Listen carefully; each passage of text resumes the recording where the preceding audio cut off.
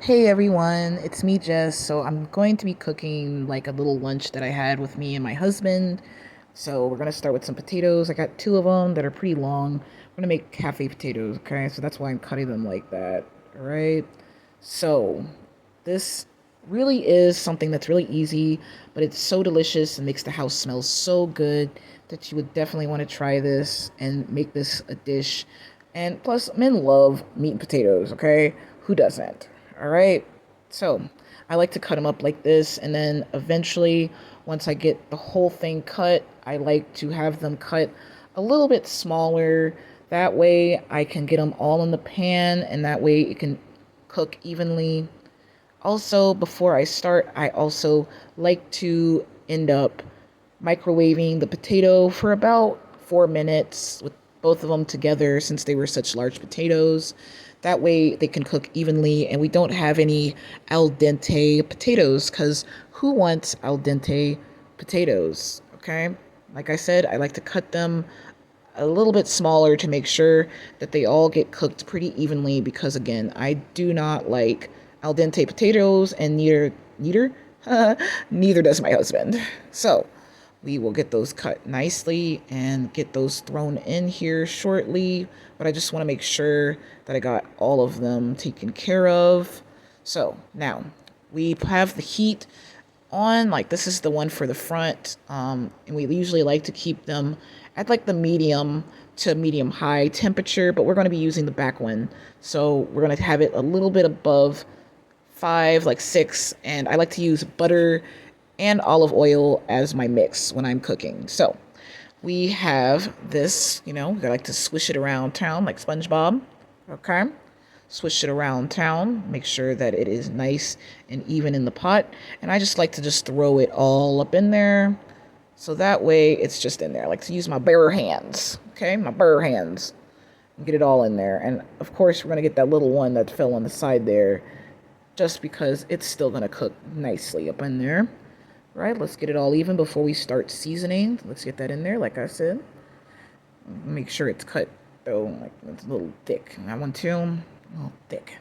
So, now we're going to get some seasonings together after I make sure that all of them are not, like, too big and bulky. And I kind of want to make sure they're all evenly cooked.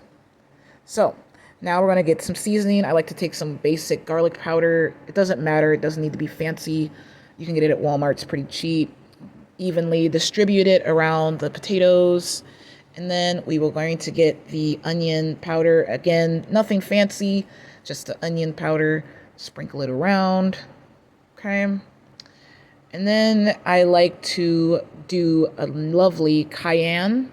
Now, my cayenne's a little better. It's organic. Okay. It is a Walmart brand, but it's still a little bit better. Costs a little more. And you only need a little tiny bit because when you cook cayenne pepper, it kind of gets a little spicier. So you don't need nearly as much. So don't overdo it with the cayenne. Just be a little too spicy there. Okay. Also, I like to do salt. I like sea salt. And we also do a little bit of pepper. Okay. So when I use pepper, I like to grind my pepper. I didn't did a good job of showing the pepper, but I showed the grinder there. I like to grind my pepper. I don't like just to shake it. It's fresher when you grind it. Okay. So we were going to let that cook, and now we can go ahead and start flipping it around because some of it's kind of cooked. Okay. That way we get the seasoning around pretty even, but if you're good, the seasoning's pretty even. You just want to get the butter and stuff mixed in pretty well with the stir there in the beginning. Okay? Also, make sure your stir's in a good spot. So now I'm going to take my meat and I'm going to show you how to do the patty and make sure that it's perfectly round and circular so that way you have a good patty. You tend to want to get the patty to be a little bit bigger than you would think you would need because it's going to shrink. Like it will say it's a half a pound, but by the time it cooks, it's no longer a half a pound. It's kind of shrunken a little bit. So what I like to do is make sure that it's completely even around, get a little closer, show you, like to flatten it out, to spread it out a little bit and make sure that it's even. Okay. And then I like to turn it around to make sure that I get a nice circle around the edges. So I like to cuff it around the edges a little bit. and still spread it out because it comes out a little lumpy. So again, I like to spread it around, make sure that the circle is going in, and then I like to make a divot inside the center of my patty to make sure that the patty ends up cooking evenly all throughout. It doesn't like change shape too much because like sometimes when you cook patties, they end up shrinking a little bit too much and losing their shape. So like I said, I like to get that center hole there and make a divot with my thumb, make sure that it's an even around circle. You don't want to do something that's too divoty. You kind of just want to make sure it's a little bit of a divot so that way it doesn't lose the complete shape, okay? It's basically to keep it as full shaped as you possibly can, okay? And I like to cook this one. We're going to do it not that high. We're going to do it a little bit medium high. Again, I like to have it medium high. I did turn down the potatoes to a medium. So now we're going to jump in and throw it on in there. Okay? There we go. Got the first one and the second one. Sorry, I had to go clean the board so I could continue. You always want to clean boards if you have anything like raw meat or tomatoes or anything like that. You want to make sure you clean it all up and clean your hands to not cross-contaminate. So now I'm going to use a little salt. And then we're going to use a little pepper. And then I use a dabble of, what are we going to use? A garlic powder, okay? And nice evenly distributed across the burger. That way it's a nice, beautiful taste, okay? And that's how I want to cook that. I'm going to turn it down now. It's been cooking very nicely, okay? And I'm going to keep flipping my potatoes, okay? You want to make sure that you're flipping them evenly and making sure that you are getting the sides that are cooked and getting the ones that aren't cooked and putting them more towards the center so that way all of them can cook, okay? I'm going to take forever and dibbly-dabbly in this pot while I'm cooking, okay? I'm trying to make it perfect and being annoying and nitpicky at the same time. And then using my bare hands, because it's my food at home, okay? So your food at home, definitely do that. I don't advise you doing that if you work in a restaurant, okay? So we're going to continue to make it sure it's even. They're cooking nicely. They're very beautifully golden. Really enjoying that. Sorry, my dinosaur hand in the middle of the picture. But I'm trying to cook and do a video at the same time, which, you know, I'm not very skilled at, obviously. But the cooking is coming out so nicely. It's making such a great aroma around the house. It's smelling great and looking great. My husband's already excited for the food, okay? So my theory is with flipping burgers is you flip it one time, okay? Do not flip it more than one time, okay? You don't have to. Just don't, right? So now we're going to flip them. And they're flipped, of course. And we're going to turn it down a little. Both of them are turned down. You know, one's at medium, one's below medium. And I'm going to start getting our bread ready for the burgers, okay? This is a homemade bread that I made yesterday. So I'm going to cut it up into thirds because that's all we'll really need for this burger, okay?